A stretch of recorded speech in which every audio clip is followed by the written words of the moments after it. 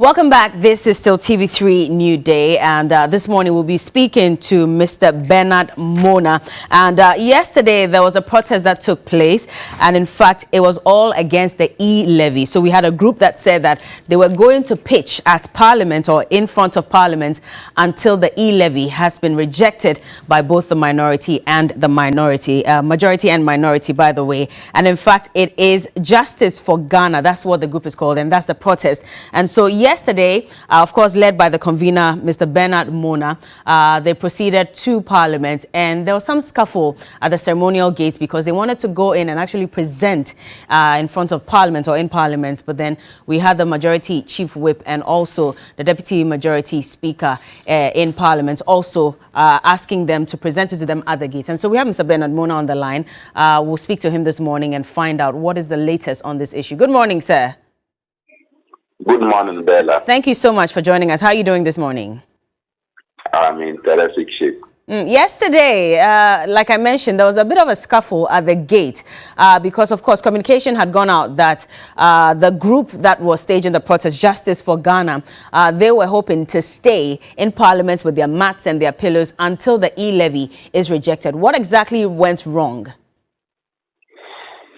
Well, thank you for the opportunity, and then let me say good morning to your many listeners and viewers across the globe.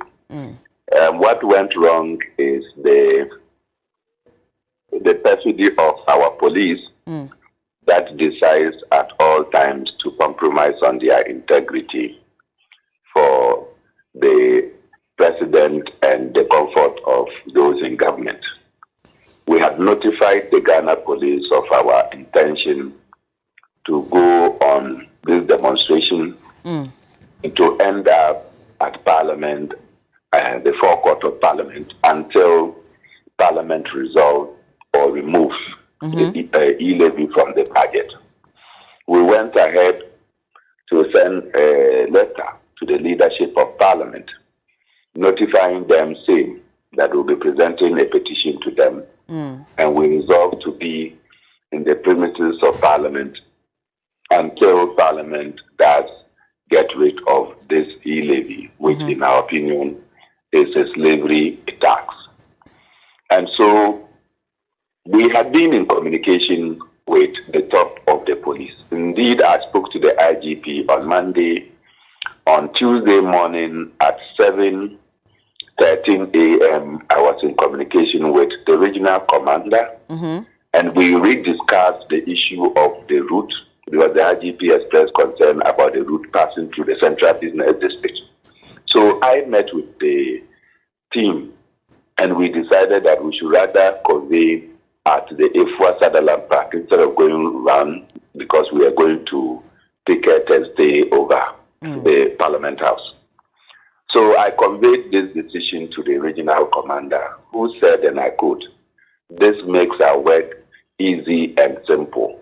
And later in the evening at around, that is on same Tuesday, around 4:53 p.m., I was in communication with the commander at the Parliament, that is Freeman Tete. And he also actually was saying that he had not seen a copy of the letter to the leadership. I sent him a soft copy and also sent the courier to go and deliver a hard copy as well. So all was set for our event. Unknown to me, the police have gone to secure what I call a dubious restraining order. How is it dubious? It came from the High Court. It's very dubious because it is a Court of Appeal judge who had earlier issued that you can't go to court and seek an ex parte motion, preventing demonstrators from embarking on their fundamental human right of protest. So if you now go to court, even after the court, what we call judge-made laws are in place, you go to court and the court decide that they'll ignore the law that is in place, which says that no police, or you should not stop any protestation or seek an order restraining them on the basis of an ex parte motion, and you go and the court grants you. That is dubious. Number, because you needed to come on notice to the protesters. Yeah. We could have easily arranged for our lawyers to be in court to argue our case as well. Exactly. And it is only at that time that the judge will have the full benefits of both sides and could make a judgment. Okay. But you surreptitiously run to court, obtain a judgment. And in this country, all of us know the sitting and closing hours of our court. This judgment probably was procured earlier in the day. Nobody made an attempt to serve us. And as I said, the IGP has my number, the regional commander has my number. There are several police officers who have my number. And if I saw a call from any one of them, I would pick, because given that we're mobilizing for this event, it meant that our phones needed to be active to communicate to each other and what have you. Okay. And so we did not. That is why I said it's dubious. And so when that was done, it was yesterday, whilst I was at the Ifwa Sutherland TAC, I was conducting an interview on phone. Around 8:43, then I noticed the regional commander was heading towards where I was seated at the Ifwa Sutherland TAC. And he said, I'm here making a call and he's looking for me everywhere. He came in the company of his legal officer, Adai, and then a plainclothes officer carrying an envelope. Okay. And then they said they should serve me. 8:43 in the morning, yesterday. And that was right before the protest was supposed to begin. The protest, if indeed we even wanted to have started from the Kwame Nkrumah Circle, we would have started, because we were supposed to start from Kwame Nkrumah Circle at 7. But so yesterday, DCOP Idi Seidu, he is the Greater Accra Regional Commander. Now, he said that the injunction was just to redirect the routes for the protest and also to prevent you from picketing in Parliament, but not to stop the protest entirely. Notice that the Ghana Police Service has a motto: service with integrity. They compromised on that in relation to this order. Because we had discussed with you on the morning of Tuesday, a day before, that we should take a Sutherland Park as the new convening point. So why will you go to court and the court go and tell you that we should use and stick to our original routes, which we agree with the police, that is to pass through Farisco Square from Kwame Nkrumah Circle, all the way to the police regional command and turn into Kimbu? That was the order you obtained. How was that order enforceable? Okay. Because we had already discussed with you, we have reached a rapprochement with you that we will start at a Sutherland Park. Okay. But in your haste or in your confusion, you rush to court, apparently, as they always say, from on the orders from above. And so you went and took an order. Either you misled the court or you misled yourself. Okay. Because you know that was not the final or latest agreement as to where we should convene. So how was the group able to still move to Parliament, even though the police had sought that injunction and actually gotten it? Well, we told them, but we moved to Parliament. As we're going to Parliament, they wanted to treat us as if we were visiting a zoo.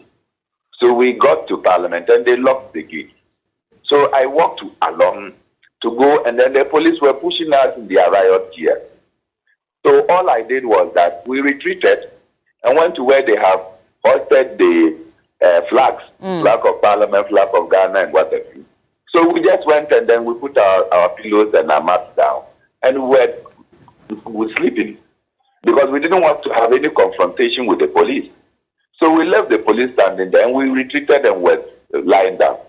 It was after a while, then I saw my senior, Anodombre, move close towards me. Naturally, I have good relationship with Anodombre, but on this occasion, I was not just Anodombre's junior in the university.